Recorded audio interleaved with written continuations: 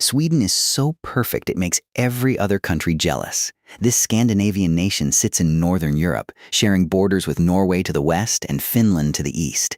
A bridge connects it to Denmark in the south. The Baltic Sea wraps around its eastern coast. And get this, Sweden has 267,070 islands, more islands than any country on Earth. Most are empty and abandoned. Nobody even knows their names. Sweden is roughly California's size, but only 10 million people live there.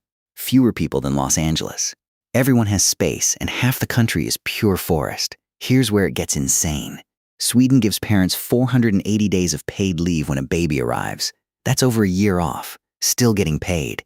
College is completely free. Healthcare is free. They literally take care of everyone from birth to death.